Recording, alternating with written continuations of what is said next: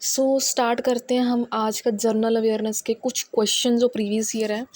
तो टाइम जो हो रहा है हमारा 9:02 हो रहे हैं। डेट हमारी 22 है। So welcome back. ट्यूसडे है। मैंने कॉपी पेन इसीलिए नहीं उठाया, तो मुझे लगा था बहुत ज़्यादा वाइड हो जाएगा, पर इसको लिख के ही प्रैक्टिस किया जाएगा। तो फर्स्ट क्वेश्चन क्या है मेरा, secondary education commission that was established in which year.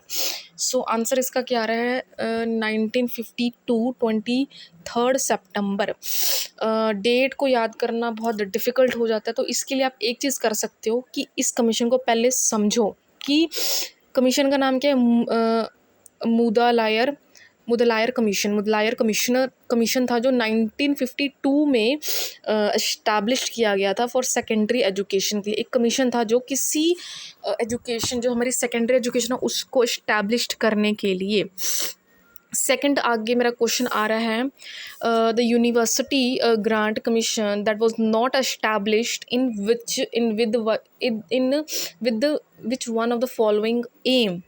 मतलब इस क्वेश्चन को मैं ज़रा पढ़ूंगी। इस क्वेश्चन का मतलब मुझे समझ सा नहीं आया कि जो हमारा यूजीसी है उसका उसका क्या एम नहीं है। इस क्वेश्चन को मैं दोबारा कराती हूँ, ठीक है। Tools of the good governance की बात की गई है। Which of the following are the good governance tools. Options में थे ये social audit, citizen charter, right to information and all of these. But according to answer, इसका जो आंसर आ रहा है, जस्ट वेट, बताती हूँ।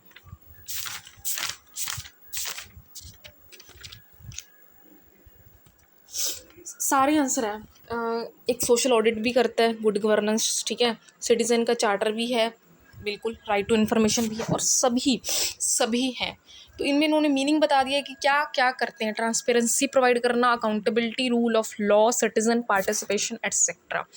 अगला क्वेश्चन है कि education as a subject of the legislation which are the answer in the following. Answer क्या है, concurrent list in the India. Option में थे यूनियन लिस्ट थी, स्टेट लिस्ट थी, कॉन्करेंट लिस्ट थी, रेज्यूडरी पावर्स थी। आंसर था कि कॉन्करेंट लिस्ट जो इंडिया के अंदर होती है उसमें दोनों यूनियन और स्टेट लेजिस्लेट करती हैं, तो कॉन्करेंट के अंदर ही लेजिस्लेट करती हैं, तो इसीलिए इसका आंसर क्या है, कॉन्करेंट लिस्ट। नेक्स्ट क्वेश्चन क्या है मेरा, the name Pakistan that was coined by. इसको मैं थोड़ा सा आगे फॉरवर्ड करती हूँ, बहुत फास्ट होने की वजह से मुझे लगता है कई बार। हाँ जी, क्वेश्चन हमारा ये रहा।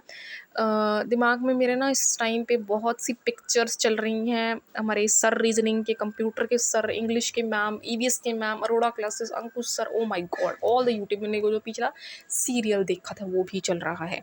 सो हाँ जी, ये जो सब्जेक्ट है हमारा हिस्ट्री मॉडर्न इंडिया, जो हमने पढ़ी नहीं अभी तक, उसका क्वेश्चन है कि किसने पाकिस्तान का कॉइन किया था।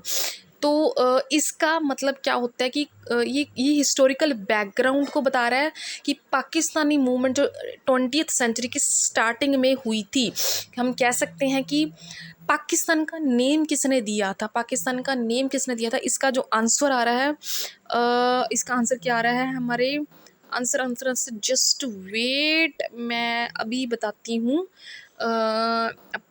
चौधरी रहमत अली इसका आंसर बिल्कुल सही आ रहा है, पर according to the textbook ये आंसर सही नहीं बता रहे हैं। अब मुझे ये नहीं समझ में आ रहा क्यों ऐसे हो रहा है। थोड़ा सा और आगे चलती हूँ, चलती गई मैं, तो आगे तो कुछ है ही नहीं। इसका आंसर मोहम्मद इकबाल आएगा। एक मिनट में आपको ढूंढ के बताती हूँ, इसी के अंदर छुपा होएगा इसका आंसर। आजा। इतना वेट मैं करवाना नहीं चाहती थी, उसके लिए क्षमा याचना कृपया। आंसर भी मिल नहीं रहा, इसका आंसर नहीं मिल रहा। ऑप्शंस मैंने जब इसमें डाले तो जो कि है ही नहीं ऑप्शन में, उसका आंसर चौधरी रहमत अली बोल रहे हैं 1933 में। अब बोले नाउ की बात कर रहे हैं ना, तो इसका आंसर भी यही है 1933। ये ऑप्शन में गलत दिया हुआ है मुझे लगता है, कई बार क्वेश्चन भी गलत हो सकता है, ये चीज़ का ध्यान रखिएगा।